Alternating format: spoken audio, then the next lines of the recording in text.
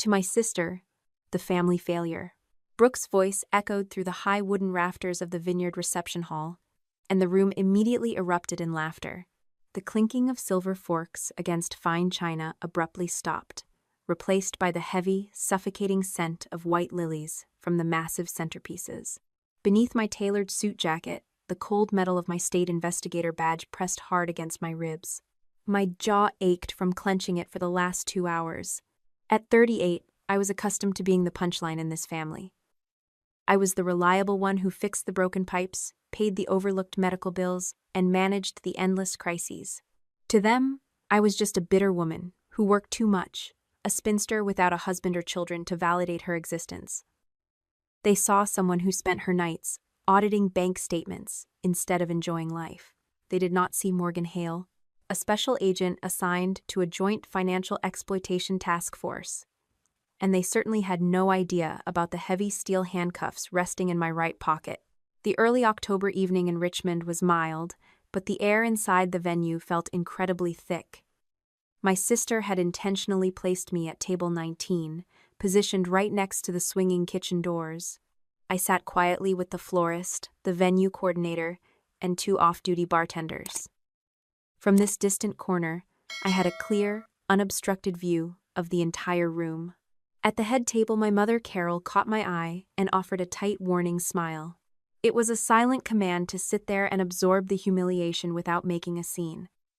Beside the bride, Ethan Cole raised his expensive champagne flute. A smug expression crossed his face. The man looked immaculate in his custom tuxedo, perfectly confident that his plan had worked. My phone vibrated against the crisp white tablecloth. I dropped my hand, shielding the screen from the florist sitting beside me. A text message glowed from Daniel Reyes, my lead agent. He was currently blending in near the open bar on the opposite side of the room, wearing a gray suit that made him look like an awkward distant cousin. The message contained exactly 2 words. Stand by. Brooke leaned closer to the microphone, and her white silk dress caught the soft amber lighting, making her look radiant and untouchable. Seriously, though, she said, her voice dripping with artificial pity, let's all raise a glass to Morgan. She sacrificed so much for all of us, and what does she have to show for it? A tiny townhouse, and a whole lot of rules. The guests chuckled again, the sound washing over me in waves. My mother clapped her hands together, leading the applause, actively encouraging the crowd to join in the joke. I picked up my water glass and took a slow, deliberate sip. I closed my eyes for just a fraction of a second. I heard my grandmother Evelyn's voice, frail but sharp, from a Tuesday afternoon just weeks before her death. Do you have a place of your own yet, Morgan? A place where no one can tell you what to do? I set the glass down squarely on the coaster. I had a place now. I had finally drawn my line, and I did not need a seat at this family table anymore. Across the crowded room, Daniel pulled his phone from his breast pocket. He listened for exactly 3 seconds, gave a sharp nod, and ended the call. 2 other agents, dressed like venue staff in dark clothing, moved seamlessly through the crowd to block the side exits. My phone buzzed a second time. Warrant signed. Move. I stood up. The harsh scraping of my chair against the hardwood floor cut through the fading laughter. Conversations died out, one by one, as I walked past the round tables. I kept my posture straight, my heels clicking in a steady, measured rhythm against the floorboards. Brooke's smile widened as I approached the elevated dance floor. My sister thought I was going to throw a tantrum. Brooke genuinely believed her public shaming had finally broken my composure. Ethan chuckled softly and reached for the microphone, clearly ready to narrate my emotional collapse for their wealthy guests. I stopped right in front of the head table, where the scent of lilies was almost sickening.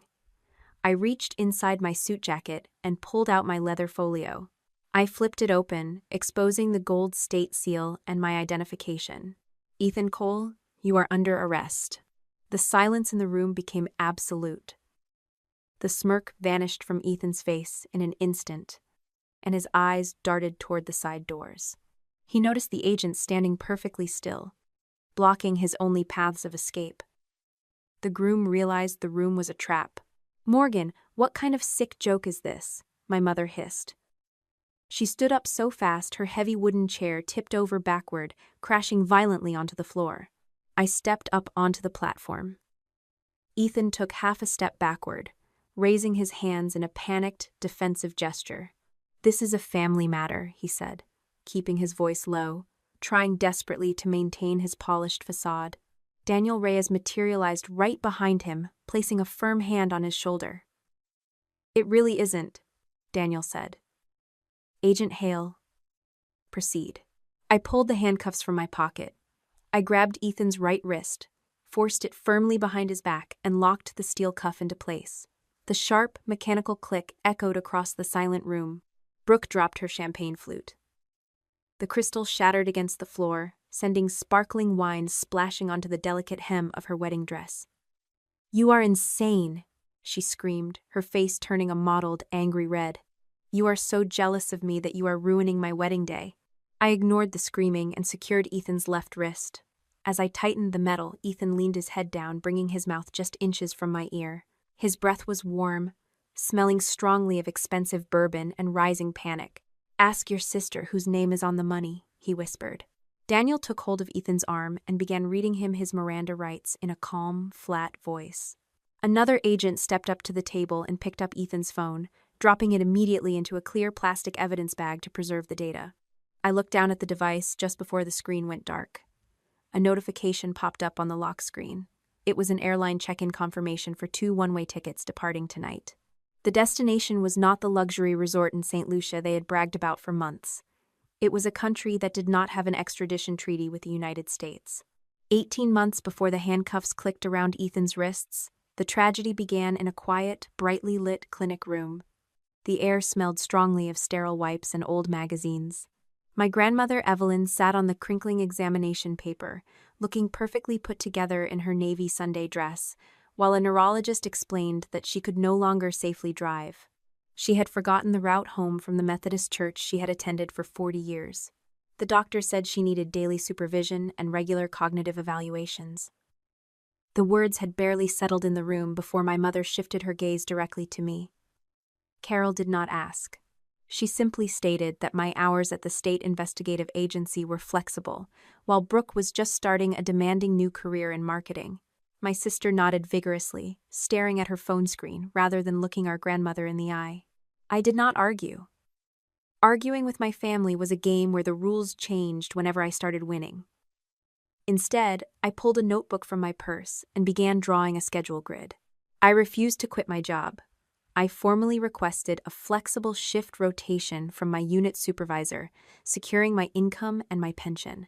For the hours when I had to be at the office and my family claimed they were too busy, I hired a professional caregiver named Rosa. I paid Rosa's initial invoices out of my own savings. Every Friday, I drafted a polite, itemized email to Carol and Brooke, asking them to reimburse their third of the weekly expenses. They never paid. Brooke always had a networking dinner or a sudden car repair. And my mother simply ignored the messages. I never followed up with demands or angry phone calls. I just archived those unreturned emails in a dedicated folder, completely unaware that those digital receipts would eventually become the foundation of a massive financial fraud investigation. The missed shifts piled up quickly. My phone would buzz at 10 at night with a text from Brooke claiming she was stuck in traffic, or a call from a neighbor saying Carol had forgotten the Tuesday evening medication drop. I would put my coat back on, drive across Richmond in the dark, and unlock Evelyn's front door. I never raised my voice at my grandmother. The smell of her lavender soap always calmed my frustration. I simply made sure she took her pills, tucked her in, and then went home to log another broken promise into my files. That same spring, I finalized the purchase of a small townhouse in a tired suburban neighborhood. It needed a new roof, and the kitchen cabinets were falling apart, but the mortgage was entirely in my name. Carol visited exactly once. She stood in the narrow hallway, clicking her tongue as she inspected the peeling paint. She told me the space was too cramped for a single woman and suggested I should have kept my savings liquid to help with family emergencies. I listened, poured her a cup of cheap coffee, and never offered her a spare key. The following week, I removed my mother and sister as the beneficiaries on my life insurance policy, and I declined a call from Brooke asking me to co-sign a loan for a new car. Evelyn visited the townhouse a month later. Her mind was sharp that afternoon. She walked slowly through the empty living room, reaching out to run her weathered hand over a bare, unpainted doorframe. She smiled, turning to look at me with clear, bright eyes. She told me that I finally had a place where nobody could assign me work. It was during that visit that I first noticed the blue book. Evelyn carried an old blue leather financial ledger in her purse. The spine was cracked and peeling from years of use. Inside, the pages were filled with her shaky, cursive handwriting. She told me the columns of numbers helped anchor her, reminding her exactly where she stood when her memory began to drift. When she asked me to double-check a confusing pharmacy receipt against her notes, I laid the open ledger on my kitchen counter. I snapped a quick photo of the page with my phone to enlarge the text. As I zoomed in on the image, my eyes caught a strange entry 3 lines above the pharmacy bill.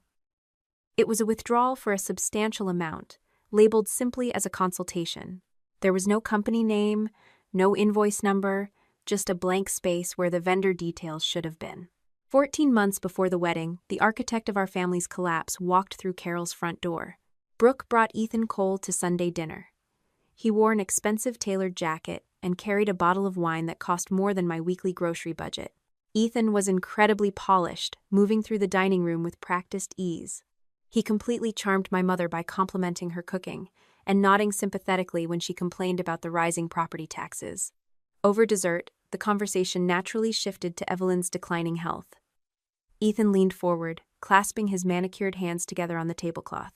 He introduced himself as a senior wealth management consultant. He looked at Evelyn with an expression of deep, manufactured concern, and then he offered to review her entire financial portfolio as a free favor to the family. He said he specialized in protecting the assets of vulnerable seniors. I set my fork down. The ceramic clink drew everyone's attention. I spoke quietly, keeping my tone perfectly neutral, and informed Ethan that any modifications to my grandmother's estate would require an updated medical evaluation and the presence of her retained attorney. The dining room went completely silent. Carol glared at me across the table, her face flushing with embarrassment. Brooke rolled her eyes, muttering something about my complete inability to let anyone be nice to us. Ethan did not look offended. He offered a warm, forgiving smile, leaning back in his chair. He told the room that I was just being protective, but then his eyes locked onto mine. The warmth vanished from his gaze, leaving something cold and calculating behind. He said I had a habit of treating simple family generosity like a criminal interrogation. I did not reply. I let the silence stretch until my mother aggressively changed the subject back to the wine. Later that evening, I carried a stack of dirty plates into the kitchen. Evelyn followed me, walking softly on the linoleum floor. She stood close to the refrigerator, looking nervously back toward the dining room where Ethan was laughing with Brooke. The old woman reached out and gripped my wrist with surprising strength. She whispered that the nice man in the expensive jacket had come to her house on a Tuesday morning while Rosa was out buying groceries. My breath caught in my throat. Just 20 minutes earlier, Ethan had explicitly sworn to my mother that he had never met Evelyn before this dinner. The next afternoon, I stopped by Evelyn's house to organize her daily pill boxes. I found a small plastic pharmacy bag sitting on the kitchen counter, tucked behind the toaster. Reaching inside, my fingers brushed against a piece of thick, premium cardstock. I pulled it out. It was a crisp white business card embossed with Ethan Cole's name and corporate title. I slowly flipped the card over. On the blank backside, written in Evelyn's distinct, trembling cursive, was a single sentence that forced me to see the impending disaster. He wants the blue book. Evelyn passed away in early February after a brief but devastating battle with pneumonia. The winter air felt brittle and dry the morning we buried her. Back at her house after the service, my mother and sister immediately gravitated toward the jewelry box and the good silver. Carol held up a pearl necklace against her black mourning dress, while Brooke claimed the antique vanity. I did not ask for any of the valuables. My only request was an old wooden recipe box and the physical copies of the utility bills I had paid over the last 18 months. Before leaving, I slid my hand into the top drawer of the hallway telephone table where my grandmother always kept her things. My fingers found only empty space. The cracked blue leather ledger had vanished. 2 weeks later, the estate attorney called us into his downtown office. Mr. Davis adjusted his silver spectacles, laid a thick stack of bank statements on his mahogany desk, and asked a question that drained the color from my mother's face. He wanted to know why more than $600,000 had exited Evelyn's accounts during a period of documented cognitive decline. There were no valid gift tax records. One massive transfer was simply labeled as a family legacy event. Brooke stared hard at her lap, suddenly very interested in her cuticles. My mind raced backward, matching that exact dollar amount to the extravagant vineyard venue and catering deposits my sister had been bragging about since the holidays. I knew exactly how a fraud investigation failed. Panic destroyed evidence. I did not confront Ethan, and I certainly did not call Brooke to demand answers. Instead, I operated strictly within my legal rights as the family member assisting with the estate. I requested formal, unaltered copies of the financial logs from Mr. Davis. Back in my townhouse, sitting at the kitchen island, I methodically scanned every page. My pen moved across a yellow legal pad, logging the source and the date each file was received. Placing the original documents inside a fireproof safe, I built a chronological timeline cross, referencing Evelyn's medical appointments with the dates of the massive bank transfers. The medical files told a clear, undeniable story. Evelyn's neurologist had explicitly noted that she possessed no capacity to understand complex financial contracts during the exact month a massive wire transfer was authorized. I stared closely at the authorization form Mr. Davis had provided. The signature at the bottom was flawless. It possessed none of the jagged, trembling hesitation I had seen on the back of Ethan's business card. The attorney warned me that resolving this would require an independent criminal inquiry, not just a civil dispute. The following Monday, I walked directly into my unit supervisor's office at the State Investigative Agency. I placed a bound folder on his desk, stated that the primary suspect was my future brother-in-law, and formally requested to be removed from the case. The agency approved the recusal immediately, assigning Daniel Reyes as the lead investigator for the task force. Daniel met me in a sterile conference room later that afternoon. The veteran agent looked me in the eye and delivered a strict set of rules. I was barred from running background checks, accessing state financial databases, or interrogating my family. I signed the compliance agreement without hesitation, surrendering my control to ensure the case remained airtight in a courtroom. A month later, Mr. Davis uncovered another layer of the rot. He found public records for a newly formed event management company registered exclusively under Brooke's name. This shell entity had accepted consulting fees from a firm linked to Ethan Cole. The money was then used to pay for the venue and a luxury round-trip honeymoon package to St. Lucia. It was a perfectly executed public cover story. That same afternoon, a heavy cream envelope arrived in my mailbox. The wedding invitation featured elegant gold lettering. At the bottom, written in my sister's familiar handwriting, was a brief note telling me to try not to make her special day about myself. I placed the invitation on my counter and turned off the kitchen lights. At 12:14 in the morning, my phone vibrated against the dark granite. The caller ID showed Daniel Reyes. I answered on the first ring. "Morgan," Daniel said, his voice carrying the exhaustion of a man who had spent hours staring at a computer screen. "Did your grandmother know 8 other people who used Ethan Cole?" Daniel's question about the 8 other victims echoed in my mind as I parked my car in my mother's driveway the following evening. Carol had orchestrated a mandatory family dinner, claiming we needed to resolve all our petty misunderstandings before the wedding. The dining room smelled of roasted garlic and tense expectation. Ethan sat beside Brooke, projecting the quiet patience of a saint. He poured a generous glass of Merlot for my mother, gently suggesting that his only goal had been fulfilling Evelyn's final wishes. Brooke wiped away a single, calculated tear, demanding to know why her own sister despised seeing her happy. The urge to slam the task force file onto the mahogany table nearly overwhelmed me. But the strict compliance agreement bound my silence. I took a slow breath, forcing my heart rate down, and quietly asked who had served as the legal witness for the massive financial transfer. Carol traced the rim of her wineglass, refusing to meet my eyes, and confessed that she had signed the mental capacity confirmation. My hands gripped the edge of my wooden chair, I asked if she remembered the neurologist explicitly stating that our grandmother could no longer understand complex contracts. My mother dismissed the medical professional entirely, waving her hand and claiming the doctor had barely spent 5 minutes with Evelyn. The betrayal felt cold and precise. The woman who raised me fully understood the cognitive decline, yet she deliberately chose the convenient lie that funded a lavish vineyard reception. Sensing her victory, Brooke leaned across the table. She demanded that I pay for her expensive wedding dress alterations, arguing that my terrible attitude was causing her undue emotional stress. I stood up, pushing my chair back. Washing Evelyn's clothes and managing her medications had been an act of love, but I firmly stated that financing a party with unexplained money would make me an accomplice. Carol called me a bitter, isolated spinster before I even reached the front door. The air inside my small townhouse smelled of fresh primer and sawdust. My best friend held a heavy oak cabinet door steady, while I drove the screws into the new hinges. We spent the entire weekend repairing the kitchen. For the first time in my life, I was building a sanctuary where my family held no power. On Monday morning, I polished my resume and submitted an application for a senior state investigator promotion. My career and my future were actively moving forward, completely separate from the impending wreckage. Tuesday night brought the storm. A critical security notification flashed across my laptop screen, illuminating the dark kitchen. Someone had just attempted a forced password reset on Evelyn's old cloud storage account. The automated alert provided limited but damning details.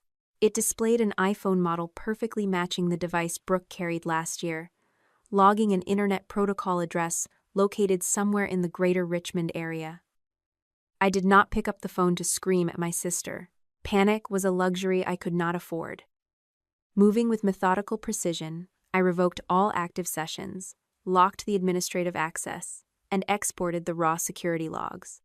A folder containing Evelyn's digital medical timelines vanished from the cloud during that brief, unauthorized access window. The thieves thought they had successfully erased the past, completely unaware that multiple encrypted backup drives were currently sitting inside a secure bank vault. I forwarded the pristine data logs directly to the task force. Days later, Daniel confirmed the technical reality. The digital footprint traced straight back to my mother's living room router, and the device token linked the data destruction directly to Brooke. My phone vibrated against the granite counter. A text message from Ethan Cole materialized on the screen. The carefully typed words carried a clear, venomous warning. He suggested that if my digging continued, polite society might start wondering what kind of greedy granddaughter steals from her own family estate. Daniel called me the very next morning, his tone drained of its usual professional distance. The cyber unit had just recovered a deleted email draft Brooke sent to Ethan weeks ago. The subject line read, "How to make her look unstable." They were not simply hiding the stolen inheritance. The people I shared a bloodline with were actively constructing a criminal defense around my sanity. The chilling reality of my family's legal strategy hung heavily in the air the next morning. Daniel Reyes called me into the task force headquarters before the sun had fully risen over Richmond. The veteran investigator did not offer coffee or pleasantries. He pushed a printed bank statement across the metal table, pointing a pen at a highlighted column of cash withdrawals. Every single transaction perfectly aligned with the Tuesday and Thursday afternoon shifts worked by Rosa, our hired caregiver. A brief, uncomfortable wave of suspicion washed over me. The woman had borrowed money for car repairs last autumn, and the timing looked incredibly damning. The urge to pick up my phone and interrogate the caregiver burned in my throat. But the strict compliance agreement I had signed demanded absolute distance, so I kept my hands folded on my lap. I nodded once, granting Daniel the silent permission to investigate the only person outside our bloodline who had access to Evelyn. That painful assumption collapsed less than 48 hours later.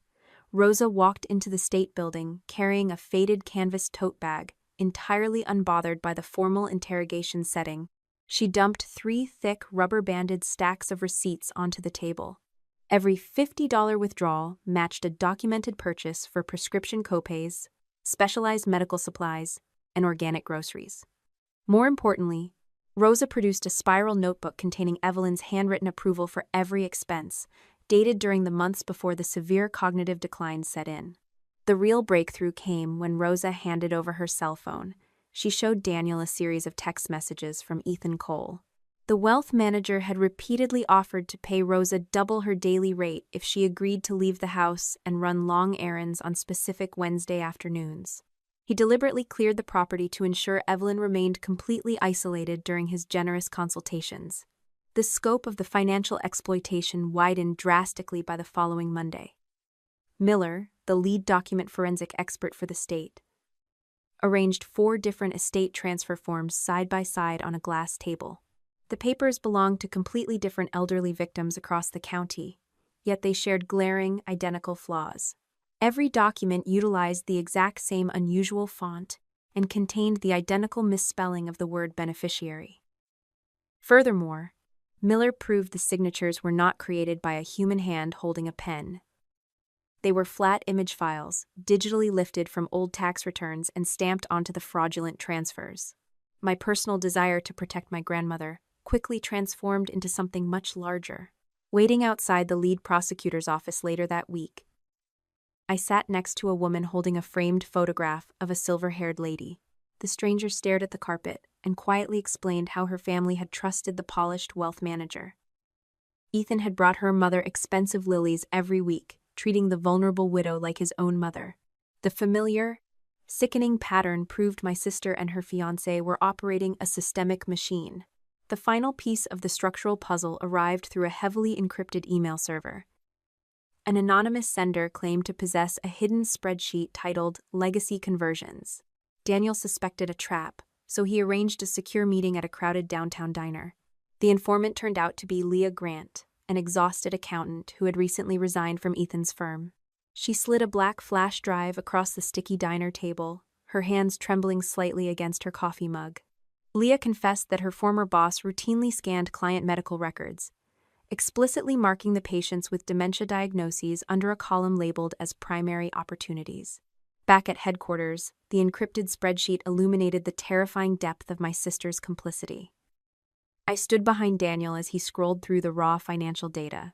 Brooks' newly formed event company appeared over and over again, completely shattering the illusion that she was merely a naive bride standing behind her wealthy groom. The ledger contained dozens of invoices for non-existent consulting services, event planning retainers, and logistical fees. Every single document carried Brooks' verified electronic signature. This was not a case of Ethan using her name as a passive vessel. Leah sat in the corner of the room, staring at the floor, and revealed that my sister had scheduled multiple meetings to discuss the banking system. Brooke had directly asked the accountant how to format and space out the fraudulent invoices to avoid triggering automated banking alerts. The golden child of our family had deliberately engineered the money laundering process. Leah reached into her purse and pulled out a small digital voice recorder. She explained that she had started recording office meetings when the transfers became suspiciously large. The accountant pressed the play button, and the device emitted a sharp hiss of static. Ethan's smooth, confident voice filled the quiet interrogation room. "The old woman is done. Now we make the sister look greedy." Ethan's recorded voice played on a loop in my head all night. By the time the sun broke through the gray morning clouds, my decision was firmly set. I needed to look my sister in the eye one last time. The downtown cafe smelled strongly of burnt espresso and rain-dampened coats. I chose a small metal table near the front window, keeping my back to the wall. Daniel knew exactly where I was. The veteran agent had strictly forbidden me from bringing any classified documents, but my purse contained something much heavier. I carried a single, crisp business card belonging to the lead state prosecutor. Brooke walked through the glass doors 10 minutes late.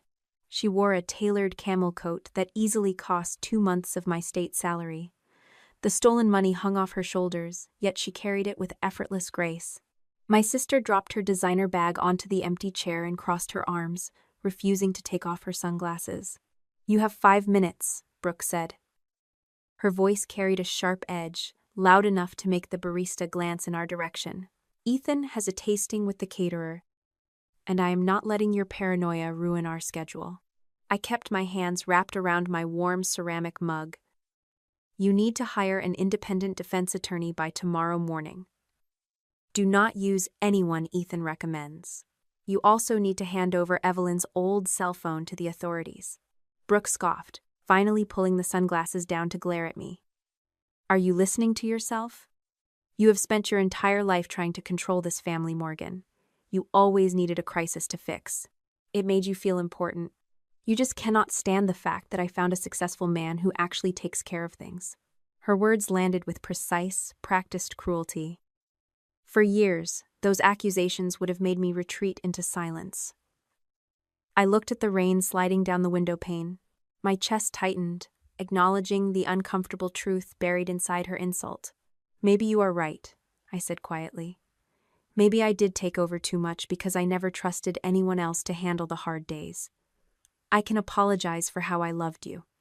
I will not lie about what you did. The apology caught her completely off guard. Brooke uncrossed her arms, leaning slightly forward, the defensive posture cracking for just a fraction of a second. But then, her loyalty to the illusion took over. We did not do anything wrong, Brooke whispered, her tone suddenly frantic. Grandma wanted me to have that money for the wedding. It was a gift. It was even recorded on video, so it is completely legal.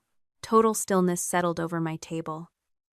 The ambient noise of the coffee shop simply faded away. I had never mentioned a video during any of our previous arguments. Neither had the estate attorney. My sister had just casually revealed her direct participation in fabricating the defense evidence. I set my coffee mug down on the metal table. Where is that video, Brooke? Panic flashed across her face. She realized her mistake immediately, her mouth opening and closing without producing a sound. I slid the prosecutor's business card across the smooth table surface. If you walk into their office today and cooperate fully, they might offer a deal. If you wait for them to come to you, the joint task force will build a criminal case without your cooperation. Brooke stared at the small rectangle of paper. Her manicured fingers twitched, hovering just inches above the card. For a brief, agonizing moment, the girl I grew up with seemed ready to ask for help. She looked up at me, her eyes wide and terrified. I stood up, picked up my coat, and walked out the front door into the cold rain. I offered no parting hug, no desperate threats, and absolutely no promise to save her from the consequences of her own choices. Less than 2 hours later, the illusion of her innocence completely shattered. Daniel stood behind his desk at the task force headquarters, his arms crossed tightly over his chest. He informed me that exactly 4 minutes after I left the coffee shop, Brooke made a phone call. She did not call the prosecutor. She dialed Ethan's private cell number. Almost immediately after that conversation, network logs flagged another massive folder deletion on a shared server, and an offshore banking alert was immediately forwarded to the Joint Financial Crimes Task Force. My phone vibrated in my pocket. It was a forwarded text message from my mother. Brooke had just mass texted the family group chat, claiming I had officially lost my mind and was currently trying to arrest everyone to steal the remaining inheritance. She made her choice, Daniel said softly, turning toward a large digital monitor mounted on the wall. And the cyber team just recovered the files she was trying to scrub. They pulled an automatic cloud backup from your grandmother's old device. Daniel pressed a key on his laptop. The monitor flickered, displaying a shaky, vertical video. The footage was clearly shot from a cell phone held by someone sitting across a living room. Evelyn sat on her floral sofa. She looked incredibly fragile, wearing a mismatched sweater and staring blankly at the camera lens. "Tell them you want me to have it, Grandma," Brooke's voice echoed from behind the camera. Her tone was overly sweet, adopting the cadence of a preschool teacher speaking to a confused child. Evelyn blinked slowly. "Mary?" she asked, using the name of her own deceased mother. "Are we going home now?" A deep, masculine whisper drifted in from somewhere off camera, completely distinct from Brooke's voice. "Remind her about the bank form," Ethan coached from the shadows. "Just say yes for the bank, Grandma," Brooke repeated, pushing the phone slightly closer. "You want me to use the money for my big day, right?" Evelyn rubbed her trembling hands together. "Yes," she whispered, her eyes completely vacant. The camera lens dropped abruptly, pointing toward the carpeted floor. Brooke let out a long, heavy sigh of relief. "There," my sister said. "That will be enough for the bank." The screen went black, but the audio recording continued to run for another 20 seconds. The sound of Ethan pacing across the room filled the silent headquarters. "Save the file," Ethan commanded. "And remember what we practiced. Your sister is going to throw a fit when the estate clears. The wedding speech has to push her over the edge. We need her to look completely bitter in front of all those witnesses." The recording finally clicked off. The elaborate public humiliation at the upcoming wedding was never just a petty family grievance. It was a carefully constructed legal strategy designed to discredit the only person who might question the stolen funds. They intended to provoke a public meltdown, capturing my anger on dozens of guest cell phones to present to a future jury. I stood frozen in the center of the room, listening to the hum of the ventilation system. The calculated cruelty of the plan physically knocked the breath out of my lungs. Daniel broke the heavy silence. He walked over to a printer in the corner and pulled 2 fresh sheets of paper from the tray. His face was entirely devoid of any professional detachment. "The wedding is not just a stage for them anymore," Daniel said, laying the papers flat on the conference table. I stepped forward and looked down at the documents. They were airline reservation records obtained through a federal partner assigned to the Joint Task Force. My sister had spent the last 6 months loudly bragging to every relative about her luxury round-trip honeymoon package to a resort in St. Lucia. The booking existed in the system, complete with catering requests and private car reservations. But Daniel tapped his pen against a second, deeply buried reservation. Ethan had just purchased 2 one-way tickets departing late Saturday night, mere hours after the reception was scheduled to end. The destination was a small, independent nation, located halfway across the globe. I looked up at Daniel, my pulse pounding against my eardrums. "The prosecutor confirmed it 10 minutes ago," Daniel stated, his voice tight and urgent. "That country does not have an extradition treaty with the United States. If Ethan gets on that plane, the money and your sister are gone forever." The countdown had officially begun. The wedding was their exit plan. The next 48 hours felt like moving through thick, stagnant water. Leah Grant, the accountant who had provided the ledger, appeared at our secure office location in the gray light of dawn. She carried a heavy, battered hard drive clutched against her chest. Her hands were shaking so violently that she had to set the hardware on the table just to open the clasp of her handbag. "This is everything," Leah whispered, her eyes fixed on the gray industrial carpet. She handed over a printed email chain detailing Ethan's explicit instructions to his assistant regarding the secret travel arrangements. The instructions were cold and calculated. Ethan had ordered the assistant to cancel the ground transportation for the honeymoon in St. Lucia, delete the reservation for the luxury resort, and book a separate, private car service to deliver them directly to the international terminal for the midnight flight to the non-extradition country. He had even included a scanned copy of his passport for the secondary booking, carefully hidden in a folder labeled as office supply invoices. I sat in the corner of the room, watching Daniel systematically pull the digital thread until the entire tapestry of Ethan's life began to unravel. My heart hammered against my ribs, but I forced my breathing to stay rhythmic and shallow. I was not there to investigate, but my presence was necessary. Daniel needed me to identify the specific car service Ethan favored, as I had once seen the company logo on a receipt while helping my grandmother sort her mail. "This is enough for the warrant," Daniel finally announced, his voice dropping into that specific hard tone he used when the hunt was truly on. "The prosecutor is meeting the judge at the courthouse in 20 minutes. My lungs finally expanded. I looked at the wall clock, realizing that the wedding was only hours away. The sheer weight of the impending arrest felt like a physical pressure in the room. I had a clearly defined role in the operation, documented in a 3-page assignment plan I had initialed earlier that morning. Until the warrant was signed and Daniel gave the signal, I was not permitted to approach Ethan, question Brooke, or reveal the investigation. Once the arrest order became active, I would join the designated arrest team under Daniel's direct supervision. My presence as a wedding guest was meant to keep Ethan from noticing the perimeter closing around him, not to give me control over the case. I went home to pack a small, unobtrusive bag. I chose a simple navy blue suit that blended into the background of a wedding reception. I left my spare house key on the kitchen island, along with a note from my friend containing the contact information for my lawyer. If I was detained, questioned, or accidentally caught in the middle of a struggle, I needed to ensure that no one from my family could ever claim they had the right to enter my home. The vineyard venue in the Virginia countryside looked like something from a glossy magazine when I arrived that Saturday afternoon. The October sun was perfectly warm, painting the rows of grapevines in deep shades of gold and bronze. I parked my car at the very back of the lot, checking the perimeter one last time. Everything looked normal. Guests were already arriving, laughing as they stepped out of their luxury cars, completely oblivious to the fact that the man waiting at the altar was a serial predator who had spent the last 2 years systematically destroying their elderly relatives' lives. I walked toward the stone patio, my pulse thrumming in my ears. Ethan stood near the gazebo, greeting the groomsmen with his usual charismatic, practiced smile. He caught sight of me and paused. I walked over, my face an empty mask. "Congratulations," I said, the word feeling like ash in my mouth. Ethan stepped into my personal space, his eyes scanning mine with predatory curiosity. "I am surprised you decided to show up, Morgan. I thought you would be too busy sulking at home."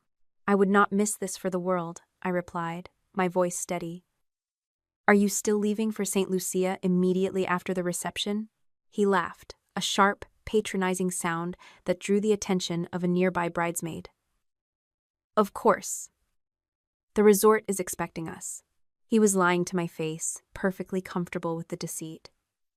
I did not challenge him. I did not reveal that I knew about the secret passport scan or the midnight flight to a country with no extradition laws. I simply offered a tight, polite nod and turned away. He watched me walk toward the rear entrance of the reception hall, his expression lingering on my shoulders with a hint of suspicion.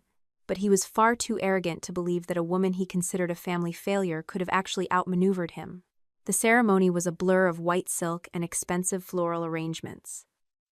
I stood in the back row, my hands tucked deep into my pockets. I kept my fingers wrapped around the cold, textured surface of the steel handcuffs. The sun began to dip below the horizon, casting long, bruised purple shadows across the vines. The reception moved into the vineyard's timber-framed reception hall. Guests drifted toward the bar, their laughter growing louder as the open bar began to take effect. I stayed at table 19, positioned near the kitchen service doors, just as my sister had planned. My phone vibrated. I kept my hand beneath the table, shielding the screen from view.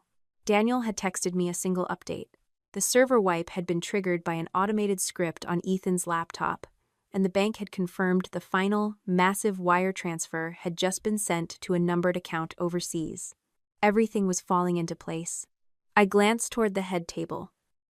Brooke looked radiant, but her eyes kept darting toward the side exit, her anxiety rising in small, sharp increments. Ethan looked at his watch, his knuckles turning white as he gripped the edge of the tablecloth. They knew the timeline was tight. They were waiting for the reception to end so they could make their final, frantic break for the airport. A heavy silence descended on the room when Daniel's encrypted message appeared on my screen. The judge had signed the warrant, and the task force had received authorization to move. It was not a long message. It was just the final green light. Warrant signed. Do not leave the room. I felt the blood drain from my face, not out of fear, but from the sudden, massive relief of knowing the nightmare was finally about to end. I looked toward the service entrance beside the open bar. Daniel was standing there, his face completely unreadable. He made a subtle, imperceptible movement with his head. The game was over. I pushed my chair back, feeling the solid, unforgiving wood beneath my palms. Brooke was standing, grabbing the microphone to deliver her planned speech, already searching the room for my face. She wanted her target. She wanted the finale of her little drama. She had no idea she was about to provide me with the perfect, public stage for her own destruction. Brooke delivered the opening line, exactly as she and Ethan had rehearsed it. To my sister, the family failure. The laughter rose around me, just as it had in the version of the evening they had planned. But this time, I understood what the speech was designed to accomplish. They wanted anger. They wanted witnesses. They wanted dozens of recordings showing an unstable, jealous sister losing control. I gave them none of it. Daniel's signal came from beside the service entrance. I stood, crossed the reception hall, and opened my badge in front of Ethan. "Ethan Cole, you are under arrest." Under Daniel's command, I secured Ethan's wrists, while the other agents closed the exits and seized his phone. The mechanical click of the handcuffs ended the laughter. Brooke's champagne glass shattered against the floor, and her scream carried across the silent room. Brooke lunged for the table, snatching her phone and sprinting toward the bridal suite. A female agent followed her instantly, armed with a warrant for the device. I watched from the altar as my sister frantically slammed her phone against the marble sink in a desperate, futile attempt to shatter the screen and erase the incriminating data. Her actions were a final, panicked confession. She was promptly detained, her hands zip-tied behind her back, her face streaked with expensive makeup and genuine, unadulterated fear. Ethan turned to the crowd, his voice rising in a desperate, guttural shriek as he pointed toward the bridal suite. "Ask Brooke why her name is on every transfer," Ethan shouted, jerking his chin toward the bridal suite. "She signed the documents. She ran the company." It was not a confession.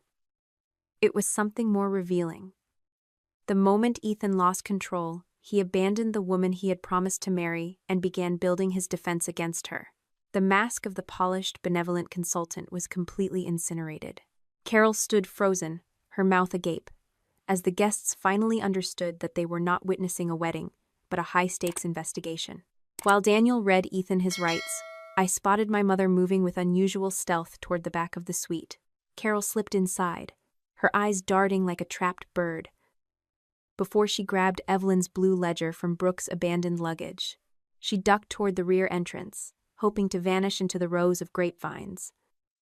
But the venue's surveillance camera captured every second of her clumsy betrayal. "Stop right there, Carol," I said, my voice echoing in the small room. She froze, the heavy leather book clutched to her chest. Daniel entered seconds later, reclaiming the ledger as the final piece of physical evidence required to link her directly to the cover-up.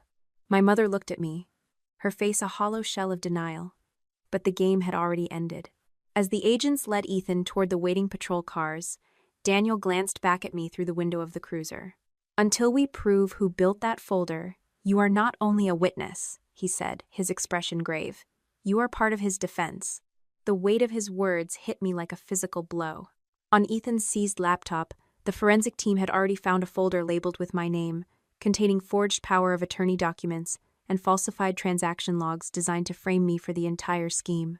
My sister and my groom had not only intended to steal our grandmother's money, they had meticulously engineered my downfall, intending to cast me as the vengeful, greedy daughter who had finally snapped. I stood alone in the center of the vineyard, watching the blue lights flash against the dark evening sky, knowing that my own blood had tried to sacrifice me to save themselves. The months following the wedding vanished into a grueling marathon of depositions, forensic audits, and pretrial motions. The digital forensic specialists at the state agency worked through the spring, meticulously mapping the architecture of the fraudulent digital folder Ethan had built against me. By midsummer, the evidence was undeniable. They proved that the forged power of attorney had been generated on Ethan's personal laptop during hours when I was physically logged into my office network. Confirmed by secure keycard access logs from the state building. My name was cleared of all criminal suspicion, yet the emotional cost remained heavy. I had to stand before a grand jury and detail every instance of my grandmother's cognitive decline, knowing my testimony was the final nail in the coffin for my own family. By late August, the trial began. The courtroom smelled of floor wax and stale coffee. I sat in the witness gallery, watching as the lead prosecutor methodically tore apart the narrative Ethan had spent years crafting. One by one, the digital artifacts were displayed on the courtroom monitors. The metadata from the fraudulent transfers, the ledger Leah had provided, and the recovered emails were projected for the jury to see. It was no longer a personal feud between sisters. It was a clear, documented history of systematic exploitation. Brooke finally cracked on the third day of testimony. Facing the prospect of a lengthy prison sentence, she accepted a plea deal. She sat on the stand, her designer clothes replaced by a drab charcoal suit, and looked toward the defense table before turning her gaze to the floor. She testified that Ethan had personally ghostwritten the insulting wedding speech to ensure I looked unstable in front of influential witnesses. She also revealed a new, darker layer of the conspiracy. Carol had served as the primary scout, introducing Ethan to vulnerable, widowed women within her church circle, actively helping him identify new targets in exchange for his generous, money-laundering donations to her favorite charities. My mother's face remained a mask of stony defiance as the truth of her participation was laid bare. When the cameras caught her on the vineyard surveillance footage removing the ledger from my sister's luggage, the jury's decision became inevitable. She received a sentence of strict, court-mandated probation, mandatory financial restitution, and hundreds of hours of community service. Because the house renovations she had overseen were paid for entirely with embezzled funds, the property was ordered to be sold to satisfy the restitution liens. She had to vacate the home that had been in our family for decades, and the local charity boards demanded her immediate resignation after the trial's conclusion. When my turn came to take the stand, the lawyer for the defense tried to dismantle my credibility. He leaned into the microphone, his voice dripping with condescension as he grilled me about my lack of a husband or children. He attempted to characterize my decision to seek a protective order and document my grandmother's care as a calculated, bitter vendetta against my own family. I did not flinch. I kept my answers concise, focusing only on the sequence of documented events. I told the court that I had acted as the secondary caregiver and the person responsible for the estate records, nothing more. Daniel Reyes testified immediately after me, providing the official logs of my recusal and confirming that I had never bypassed the established chain of command. The defense's attempt to paint me as a manipulative, vengeful sister failed because they had no evidence to support it, only their own misogynistic assumptions. The jury returned their verdict after only 5 hours of deliberation. Ethan was convicted on multiple counts of financial exploitation of a vulnerable adult, money laundering, and conspiracy. The judge sentenced him to 20 years in a state correctional facility, permanently barred him from ever working in financial management again, and ordered the total forfeiture of every asset he had acquired during his years of fraud. Brooke received a shorter, mandatory prison term, followed by a lengthy period of supervised release and a permanent ban from managing the finances of anyone over the age of 60. As the judge concluded the proceedings, Ethan stood up to be led away. He paused, spinning on his heel to stare directly at me. I was packing my laptop into its bag, closing the final file on my grandmother's case. I did not offer him a parting look. I did not seek the satisfaction of a glare or the closure of a final word. I simply zipped my bag, walked past the reporters gathered in the hallway, and stepped out into the bright, late summer sun. 1 week after the sentencing, the humidity of a late August evening pressed against my skin. A sudden, violent thunderstorm had just swept through the neighborhood, leaving the pavement slick and steaming. I was cleaning my kitchen when a soft, hesitant knock sounded against my front door. I checked the peep holder. Carol stood on my porch. She looked diminished, her hair damp from the rain, clinging to the fabric of a cheap, sodden coat. She held a single, battered suitcase in one hand. The woman who had once stood in my hallway and mocked the size of my home was now shivering in the dark, asking for a place to sleep because she had nowhere else to go. Carol stood on the porch, her knuckles white as she gripped the handle of her battered suitcase. Rainwater dripped from the brim of her hat, pooling on the welcome mat. She looked smaller than I remembered, stripped of the status and social polish that had defined her entire life. She used the same tone of voice she had employed when I was a teenager, a mixture of authority and wounded surprise. "I am your mother, Morgan," Carol said, her voice shaking with a tremor that might have been exhaustion or cold. "Where else am I supposed to go?" I leaned against the doorframe, feeling the cool night air circulate through the hallway. My mother had a list of assisted living apartments in her purse, and I knew for a fact that the State Social Services Department had already offered her temporary placement in a clean, professional facility. She had the resources to rebuild. She simply chose the path that required the least amount of personal responsibility. "You have options, Mom," I said, my voice steady. "But you do not have a home here." I did not scream. I did not derive any sick pleasure from the refusal. I simply looked at the woman who had spent 38 years conditioning me to believe that my worth was tied to her comfort. She had remembered her role as my mother only when she finally ran out of other people to exploit. I closed the door, the latch clicking with a finality that echoed through the quiet house. I turned the deadbolt, locking the silence firmly back in place. 2 days later, Brooke called from the holding facility. She did not ask how I was doing or apologize for the fabricated evidence she had tried to plant on my laptop. Instead, she demanded that I use my contacts to pay for her appellate attorney fees, or, at the very least, promise to let her move into my townhouse once she was released. She insisted that as sisters, I was morally obligated to catch her after she fell. "You had a choice before the wedding, Brooke," I replied, staring out the window at my small, unkempt garden. "You chose to use that time to alert Ethan and destroy evidence. Now, you have to face the consequences of those decisions on your own." I hung up, silencing the static-filled line. The guilt that used to dominate my every thought remained absent. I was not being cruel. I was finally being accurate about the reality of our relationship. Restitution began reaching the surviving victims and the estates of those who had died as the courts slowly liquidated Ethan's forfeited assets. Evelyn's estate recovered only a portion of what had been stolen. After legal expenses and the distributions required by her will, my lawful share was enough to reduce the balance on my townhouse, not erase it. I kept making the monthly payments with my own salary, and that mattered to me. The house remained something I had built for myself. I kept my job, eventually accepting a promotion to oversee a regional program dedicated to investigating financial exploitation of the elderly. My work took on a new, deliberate purpose. While cleaning out the old recipe box from my grandmother's estate, I discovered a small, handwritten note tucked beneath a card for lemon bars. Evelyn had written it years earlier, during a period of perfect clarity. She did not ask me to rescue our family. She simply wrote, "Love us, but do not disappear inside us." The words did not undo the trial or the betrayals, but they confirmed that I had done the right thing.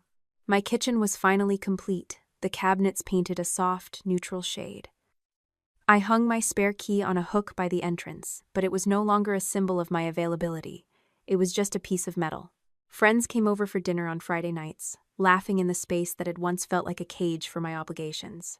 A new woman walked into the state agency office one afternoon, clutching a heavy, familiar-looking folder.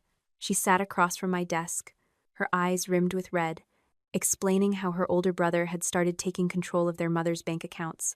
She looked at me with the same desperate hope I had once held. I did not promise to solve everything. I did not offer to take on the burden of her entire family.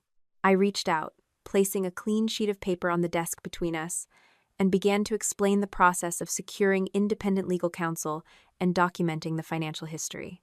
I was helping her, but I was not becoming her.